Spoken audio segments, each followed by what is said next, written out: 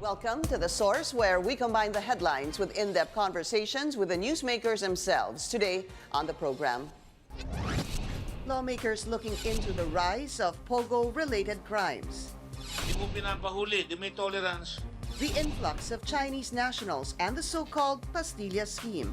Sana naman ay i-acknowledge ito at aksyonan ng mga appropriate offices sa loob ng executive. And the entry of millions of dirty money into the country. They're bringing in money. Hinanap ba natin yung pera kung saan dinala? House Minority Leader Bienvenido Abante and House Committee on Defense Vice Chairperson Ruffy Biazon join us live.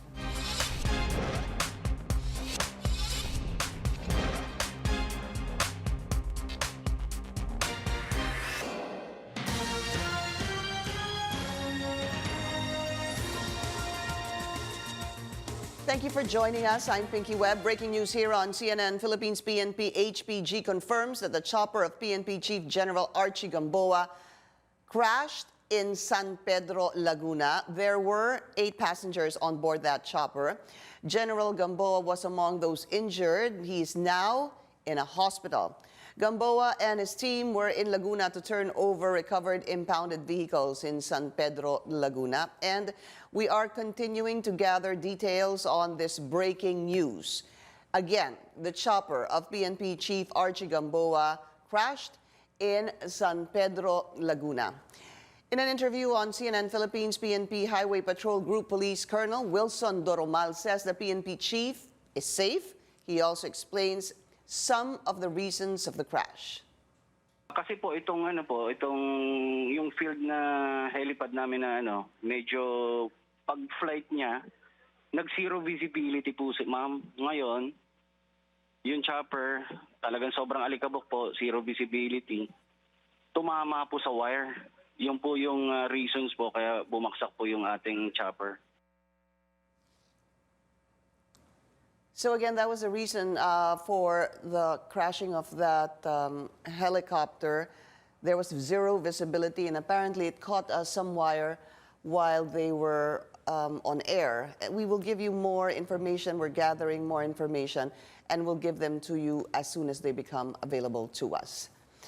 Meanwhile, lawmakers investigating the whys and hows of almost $500 million being brought into the country by Chinese nationals. The Senate Blue Ribbon Committee will also look into the rise of criminality being traced to Philippine offshore gaming operations in the country. The inquiry comes after the revelation of the alleged Pastillas bribery scheme in the Immigration Bureau involving Chinese nationals in exchange for VIP treatment. Malacanang says that the president can shut down POGO operations if anomalies and controversies will not be addressed. Let's go straight to the sources of the story. We have House Minority Leader Bienvenido Benny Abante and House Committee on Defense Vice Chairperson Ruffy Biazon. Congressman, maraming salamat. Thank you for joining me here. Good morning. Good morning. So, the Senate Blue Ribbon Committee hearing is today on money laundering, crimes, and other nefarious activities associated with POGOs. I can imagine how big the scope will be. I wanted to find out, has there been any inquiry at the House of Representatives, Congressman Abante? Well, there was about 2 weeks ago sa Games and Amusement Committee. And in fact, about a month ago, when we had the inquiry, we invited BIR and BI and the NBI. But the answers were very, they're not very convincing. I feel that, for example, like when the PAGCOR says that there are about 60 POGO online gaming that's legal, no? That they gave licenses to, sir. Yeah, but the NBI admitted that there are more than 100 that's not legal. So there's corruption in it, very much. So there has been a hearing 2 weeks Yes. ago. This is by the Games and Amusement. Yes, yes. Okay, Now committee. we're waiting for the hearing that will be conducted by the Committee on Labor. The resolution that we filed, kami yung mga authors niyan, since September of 2019. And this is questioning what, Congressman Biazon? We want to look into the background of POGOs and, of course, the implications on certain issues. Like, for example, I'm concerned really on the implication on national security. We've had this concern since early in the 18th Congress. So right now, issues are piling up. Initially, our only concern was the impact on the location of those POGOs in relation to national security. And now? The communities that are building up in different cities, and now we have this issue on the immigration, money laundering, etc., etc. And of course, the incidents of crime committed by Chinese nationals. So, if I were to ask you both, how concerned are you about the pogo industry in the country right now? I'm very much concerned. I mean, I'm the total ban for Pogo. I mean, that will not change. I think that it's high time for the president not only to look into it, but, cut it off. Stop operations. Stop Congressman There are Biazon. too many red flags already. When a blessing comes, there's no trouble added to it. So I don't think this is a blessing because too many troubles coming in. But aren't even you, I don't know if I'm pinning the blame on lawmakers, but it took you quite a while to look into this as well. Well, Please correct me if I'm probably wrong. as an institution, but individual lawmakers have been calling for a review. As I mentioned, as early September. as early as September, even earlier. But that would be issues September were- of 2019. Yes, 18th Congress when we opened. I see. The issues are there. It's quite obvious that we really should review this policy of having the POGOs. Or maybe let me shift the attention not to lawmakers, but I also have my attention on the lawmakers, but also to the agencies who are supposed to be involved. Congressmen, are they taking their sweet time to look into this? Nagtatagal ho ba to find solutions to the many problems? And I will enumerate them one by one later. So I remember Andrea Domingo saying that there's no corruption in Pogo because the players are not in the country.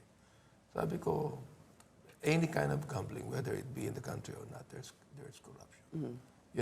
And I said, how about the influx of the Chinese workers in the country? Are they paying taxes? Okay, how are they coming in? In fact, before the Senate inquiry, nalaman na namin na nakakabayaran doon sa BI. Oo, an influx naman. So naniniwala kayo dun sa Pastilla scheme? Yes. Yes. You do, okay. Because there are still questions on this. The Senate is still looking into this Pastilla scheme. So you heard about it before, way back. Yes, we have heard about it before. VIP treatment through immigration is an old story. It just took on a new magnitude under the POGO scheme because of the influx of the number of Chinese workers coming in. Yeah. So hindi naman bagong story actually yung human trafficking doon. Just as hindi na rin bagong story yung smuggling sa customs, di ba? Ganun din sa BI, meron din doon human smuggling. So, okay, now that we know that, but has it gotten worse? Well, I would say it's gotten worse because of the volume of those People coming Chinese people coming Well, in. ang narinig namin na sa immigration, before even the tourists would come in, ayos na yung visa upon arrival. Yeah, because pinapayagan naman yung tour groups. At may escort pa. May escort pa. Yung mga bagay na ganyan. See? The problem there is that it opens up it opens up our borders not just to the Chinese POGO workers. Ano mo yan, yung dahil nakasanayan na merong ina-assist na ganyan, sasabay na yung mga undesirables. Something Senator Joel Villanueva said. He said hundreds of wanted individuals in China have actually made their way here in the country. When he told me that, I was actually wondering, obviously, if there's an escort, VIP escort inside, then that would be just napakadaling papasukin yung mga supposed to be wanted sa China dito sa Pilipinas. Ang dali pala eh. My question is, bakit nakakalabas ng China? I mean, this isn't only our BI pero bakit nakakalabas ng China? But would that be our problem? Well, baka pinapayagan nila. You see, I mean, yun ang inaano ko, ba't nakakalabas ng China? Let's talk about the problems, the issues arising because of the POGO or the influx of Chinese nationals here in the country. Let's start with the latest one, money laundering. Senator Gordon saying from September last year to February of 2020 this year, about $447 million. That's about 22 billion pesos in cash were suspiciously, was the youth, suspiciously brought in by 47 people. Dun sa 47 people na yon, kalahati sa kanila were Chinese nationals. Congressman, saan ho ba gagamitin ang ganitong pera, if true? Well, yung data ni Senator Gordon, I don't know where it came from. No? But I did my own inquiry as far back as January because I heard about the volumes of cash being brought in. So I did a silent inquiry. The data that I got, there were several names, but there were only 2 Chinese names in the data that I got. Pero ganun pa rin yun, big amounts of money. So I don't know kung kumpleto ang binigay sa akin na data or what. No? Pero the fact is, these monies are coming in legally. No? Ano lang, dun lang sa legality. Legally, because they are declaring it. They're filing a declaration form. Now, my concern... Sorry, yes, sir. Hanggang magkano ba ang pwede mong ipasok? Kasi alam ko when you go to the United States, if you have about, is it 10,000? 10,000 you need to declare the rule it. is, below $10,000, you don't have to declare it. Above that, you have to declare it. And there's no limit. There's no limit. There's no limit. So pwede mong i-declare tapos na. That's it. Wala man lang investigation, anong business mo, saan ka galing, saan mo gagamitin. Yan yung point ng inquiry ko. Kasi as far as bringing it in, as long as you declare it, you fill out the form, hindi ka mahuhuli. Hindi nila kukunin ang nakita natin na gap dyan, the gap that we saw is the validation and verification of the veracity of the claim in the declaration. Now, if he says in the declaration that it's for my business, meron ba tayong process na checking na may pumasok ba sa account mo na ganyang amount? Meron ba tayo, Congressman Ruffy? Yung totoo lang. Based on the inquiry that I made, parang either lacks yung system or may gap yung policy. Kasi the declaration is submitted by customs to the BSP and AMLAC because it's their mandate. Yeah. There's no law. There's no law that limit They can bring in 20,000, 30,000, 50,000. Kinakailangan na siguro i-regulate. Because right now, kinakailangan malaman ng gobyerno kung saan ginagamit yan. So it's as if... And the thing, I don't know what AMLAC is doing. You know, I mean, sa akin, there's nothing wrong in getting in a lot of money in the Philippines. You know, but we would like to know kung saan gagamitin yan. And wouldn't you want to know saan nanggaling yung pera, sir? Of course. Hindi ho ba? You know, it's Senator Gordon, I believe, who said yesterday that it's a DOF and the BSP who is tolerating this. Why? Binigay daw ng customs sa kanila at wala silang ginagawa. Let's listen also to some of the statements made by Senator Gordon. Hindi mo pinapahuli, di may tolerance. Nagsumbong na sa iyo yung customs. Hindi mo pa rin gumalaw yung AMLA, hindi pa rin gumalaw. Sasabihin mo, yan lang. Can you not be imaginative? Are you a little boy? I think there's a patina of doubts na because malapit nga si Presidente sa China, baka meron silang mga secret negotiations on this matter. Hindi ako basta gagalaw. Yung Presidente ko malapit sa mga Chinese. Tatakot sila. Hindi nila alam, may deal ba si boss dito? May deal ba ang Presidente dito? Pinagbibigyan niya itong mga ito? Nakakatakot yan eh. I want you both to react to that after the break. We'll be taking a quick one. We'll be right back.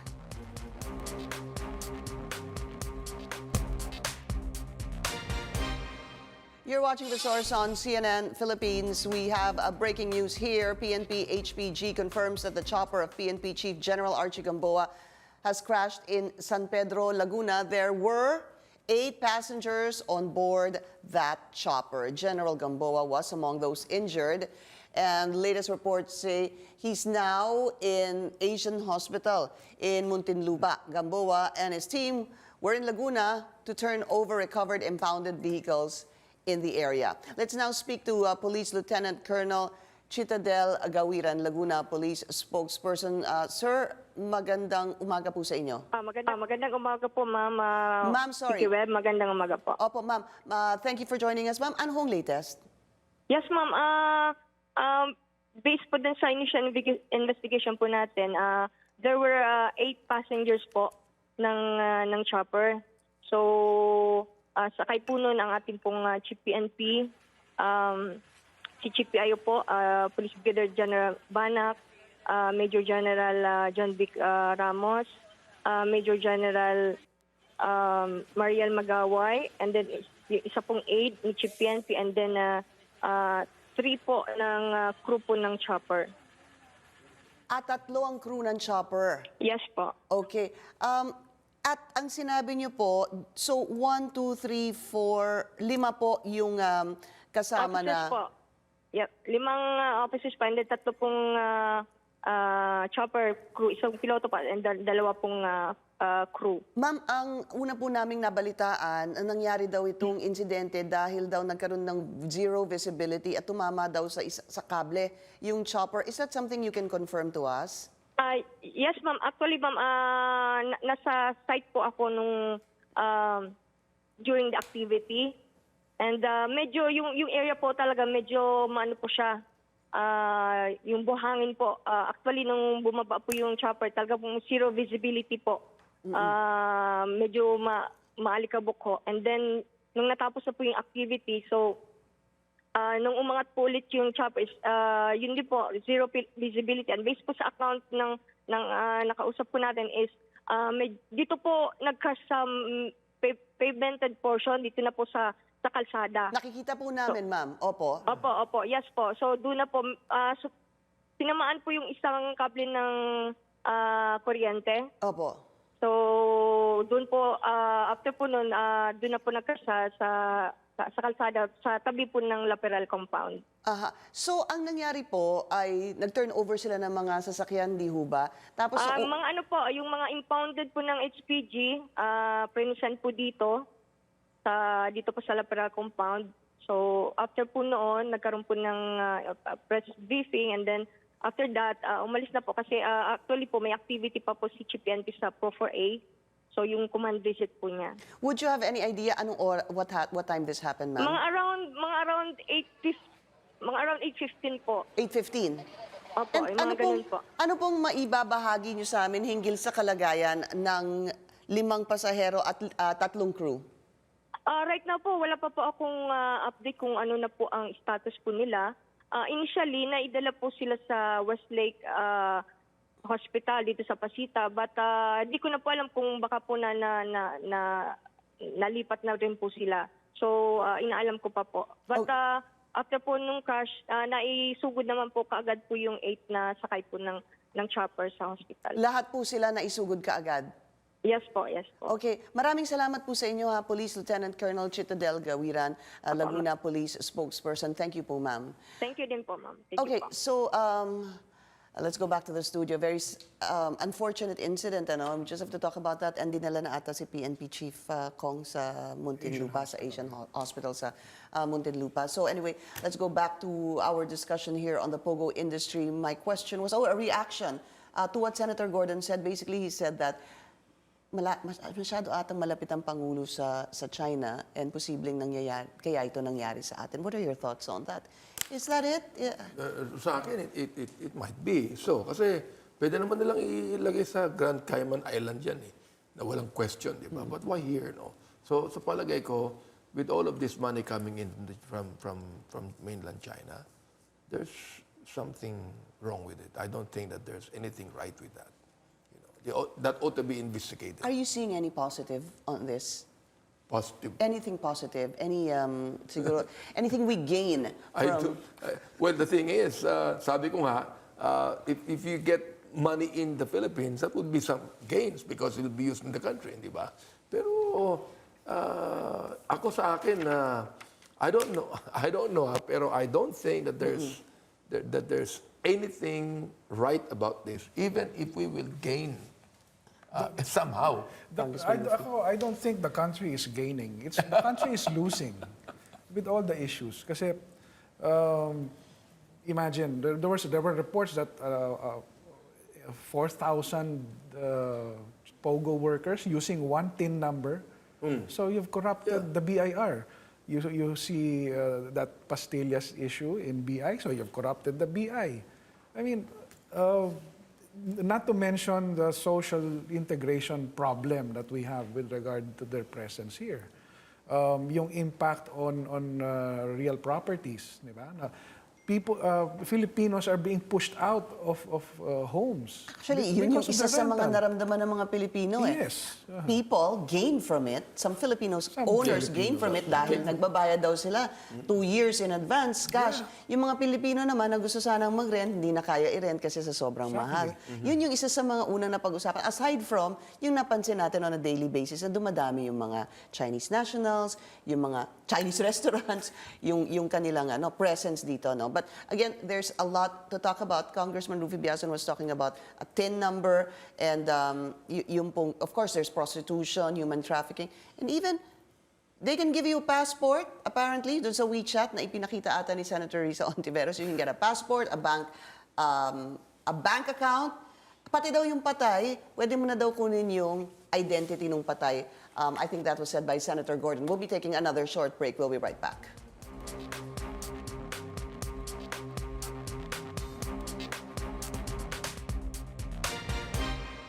You're watching The Source on CNN Philippines. Our guests today, Congressmen Bienvenido Abante and Ruffy Biazon. I want to bring in something you said a while ago, Congressman Ruffy, yung sa iyong pag-iimbestiga. Sabi mo, may isang tao, ikaw na magkwento, sir, para lang maintindihan natin better. Yung nagdadala po ng pera na twice ata.